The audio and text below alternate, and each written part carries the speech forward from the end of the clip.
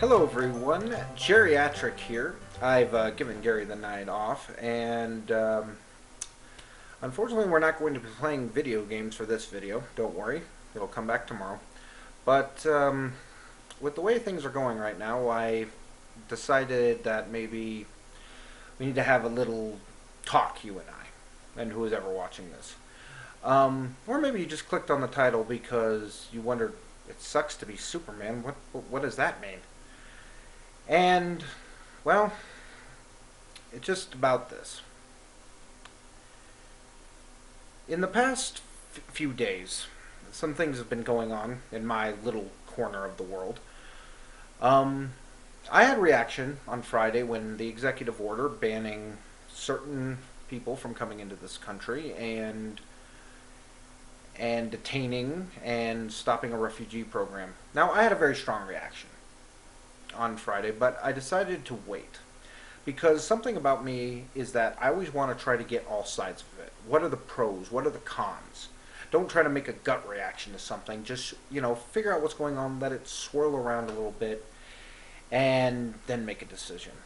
And what I came to think about was this. It sucks to be Superman. I'll get back to that. But something when I was a kid that I was obsessed with. I was thinking to myself, what does it mean to be a good American? What does that mean? Is it paying your taxes? Is it contributing to society in a positive manner? Is it holding your hand over your heart and respecting the flag? I mean, I became obsessed with this question, even when I was a little kid. And after a while, I started to realize, hey, I don't need to second guess or try to make my own decisions. I know what America should be because we have documents by the founding fathers and everyone like that. They'll tell me how to be a good American. And so I reread everything: the Declaration of Independence, the Bill of Rights, the Constitution. And the thing I found, the thing that stuck out to me when I first read was from the Declaration of Independence. It is only one sentence, but it says this, and I'm quoting this verbatim. We hold these truths to be self-evident, that all men are created equal, and have been bestowed by their Creator certain unalienable rights, though that among those are life, liberty, and the pursuit of happiness. And as a kid, I thought, wow, that's how how to be an American. When you're an American, you are equal, and that you have the right to live, you have the right to live with justice, and you have the right to find happiness. And I thought about that as a kid. I finally had my answer. But as I got older, I looked back at that, and I suddenly realized nowhere in that sentence does it say Americans.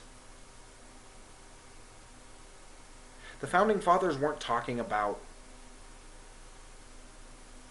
themselves or this country that they were trying to create. They were talking about everyone.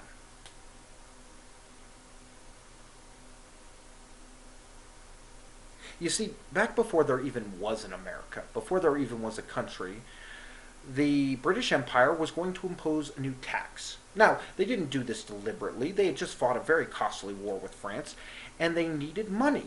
The treasury was always empty, and they said, well, these colonists, which we give food and everything, they can pay it on certain goods that we have to import, which is fair. I mean, we're importing them. We have to use our manual labor in order to get them there. I mean, it's not a huge tax. It won't hurt anybody. Nobody's going to go bankrupt because of it. It's not really that big of a deal. But to George Washington, to John Adams, Thomas Jefferson, John Hancock, Paul Revere, Benjamin Franklin, it was a very big deal. It wasn't just the tax. It was the fact that they felt that they were not being heard. That as colonists in the British Empire, they didn't have the same say in government affairs. And so they proposed a declaration of independence. They were going to send it right to the British Empire. They created it in a hall in Philadelphia in 1776, July 4th. This idea must have seemed insane to the other countries, to the British Empire. Can you imagine what happened when this document first reached the British Empire? The people in charge, the lords, the king himself. These people are crazy. They're actually saying that everyone is equal. It's not the government or the rulers who give them their rights. They're saying that they already had these rights and they can't be taken away. This is insanity. The people who do this are traitors. It's an amazing document. Made more so by the fact that everyone signed their names who were there. And what would have happened for an idea, not for a country, but for a way of life. If the revolution had failed, these people would have been killed, probably by hanging or a firing squad. Their property would have been seized. Their families kicked out on the street, if not imprisoned for their father's crimes. But they believed so strongly in this idea, in this document, especially that sentence. They signed all of their real names and sent them out to be counted. That's kind of why I make this. Because, as I said, I've always strived to be a good American. And what I eventually thought was, to be a good American is to follow the ideas set forth by the Founding Fathers. Sometimes it's tough. It's tough for America as a country because this sentence is very hard. It doesn't say all Americans. It doesn't say all people who are with us right now are equal. All these people who agree with us are equal. It is everyone. It is everyone. It was a crazy idea. But it was enough to build a country out of. And that's why it sucks to be Superman. Told you I'd get back to it. Superman is one of the most fascinating superheroes. An alien sent to Earth with powers far beyond those of mortal men. Bullets bounce right off of him. He can fly. He is insanely strong. And what does he do with those powers? Does he declare himself God? Have people worship? Does he go and rule everything? No. He goes to serve, to help. Everyone. Not just the people in his city, but everyone who needs help.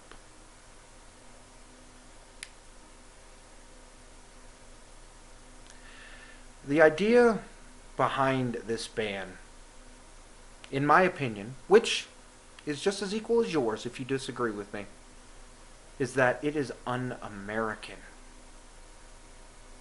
It is not based on that ideas, because the thing is, when you create something, a country, on an idea like this, you not only become the benefactor or beneficiary, of those rights, those privileges, but you must also become its defender. You must show that everyone that this is what we believe for everyone. Oh, they'll laugh at you. Some people will. Some people will be scared of you. Some people will hate you, and some will even try to kill you. But we cannot waver here. Not with that. Not with that word. that sentence: life, liberty, and the pursuit of happiness. Life, that every person deserves to live. That they deserve to live in a society where they will not be punished or persecuted just because they have an idea that doesn't fit with the majority. And the right to pursue happiness, to find happiness, which can be money, or maybe the fact that tonight, for the first time, they're going to be able to sleep. Because they're here in America. I know it's all about safety. I know that the people who have enacted this ban or support this ban, I don't think you're racist. I don't think you're anti-Muslim. I think you're scared. You want to keep Americans safe. And that's the thing. You don't even want to keep yourself safe. You want to keep your friends and neighbors safe. Even those ones who don't agree with you. But is this the way to do it? To not say that everyone has rights, but only if we say you do. Because remember, according to that sentence, a country, a government, no one can take those rights away from you. They were given to you by your Creator. And they can never be taken away. And to do so would be a sin against God.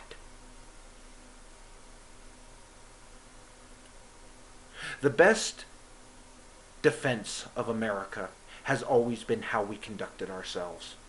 How did we do it? Did we take easy way? Did we fold when things got tough? No, we didn't. Yes, we make mistakes. We one time owned another human being as a piece of property. During the Second World War, we took our fellow Americans just because they were a different nationality than us, and we put them into camps. We apologize, as we should. We are humans, we are not perfect. But we have always said that democracy, this way that the people can guide each other, is the best way to do it. You know, your enemies can kill you. They can imprison you. They can terrorize you. But the only way they win is if you become exactly what they believe you to be. America has always offered aid to those in need. Not because it will help us or strengthen us. It is because it is what we were founded on. This idea that everybody has the same rights. Doesn't matter who you are. It is a fantastic idea. And one that you should be proud of as an American. Now, sometimes you forget. It's hard, I know. But you have to try better. Because this is not only a word on a piece of paper. It is something, it's a goal. It's to strive for. Because the Founding Fathers knew that the world was going to go on. They knew it. That the world was going to change. But they still said, everyone has rights. Not until something else comes along. Then you can just, make up your own thing. Because they had faith in you as an American. That you will do the right thing. Now, it's not that hard. We get confused on what the right thing is. What's the wrong thing to do? You want to be a good American? It's right there. We hold these truths to be self-evident. That all men are created equal and bestowed by their Creator certain unalienable rights. Among these, life, liberty, and the pursuit of happiness. I am proud to be an American. I was proud last Friday. I was proud 2 months ago, and I was proud 20 years ago. I've always been proud to be an American because I know that even when we make the wrong choices, that eventually the right choice. Because that's what it is. We are not afraid. We do not ban these things because we are afraid. Because they cannot break us like that. By holding on to ideas and beliefs, that's how you win. It's always how you win. No matter what, you have to be true to these American values. Even for people who don't believe what you believe. You know what you say? That's your opinion, and it's just as equal as mine. It's hard to do it, I know. It requires sometimes less talking and more listening. Because always remember this, you might identify yourself now as a conservative. You might identify yourself as a liberal, Democrat, Republican, independent, and everything in between. But you are an American first. And that's where it is, right there, in that document. We are Superman. And it sucks sometimes to be Superman. To be us. Because the bad people, the people who hurt, who maim, they don't play by the rules. And yet we're expected to. And sometimes you get angry and you get frustrated. And you say if they want a war, then by God, we'll go right down to their level. But you can't. Because you're Superman. And Superman doesn't do that. He protects everyone. He shines a beacon for help, for hope. One of the greatest things in regards to the Superman mythology was a speech from the Superman movie back in 1978, Richard Donner's movie. The speech is Superman's father telling him why he was sent to Earth. And in it he says, they can be a great people. I know this. They just need someone to show them the way. To be the light. That is what we have been doing as Americans. Showing them the light. That this is a way that everyone, not because of a religion or politics, that because you are a human being and you are created equal.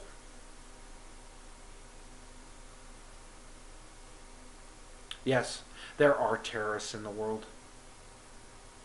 And yes, they will attack you if they get the chance. But you can't tell me that banning a 2-year-old girl just because she happens to come from a region where terrorists might be an area of concern is justified. Because America is always there to open that door. Come in, children. You don't have to cry. It's okay now. Come in, mother, father. You can actually sleep tonight. Because you are in our house now. And nothing is going to get you here. Not on our watch. Remember, these very people, these refugees, these are people fleeing that enemy that you detest so much. Have them choose us. Don't make them right. When they said that America hates them. You want more vetting for people? That's always a good thing. But never outright banning people. To my conservative friends, just remember, we are all Americans. To my liberal friends, we are all Americans together. We will disagree, like any family. But in the end, is your decisions based on that one sentence? We hold these truths to be self-evident, that all men are created equal, and bestowed by their Creator certain unalienable rights. Among them, life, liberty, and the pursuit of happiness. It's what being an American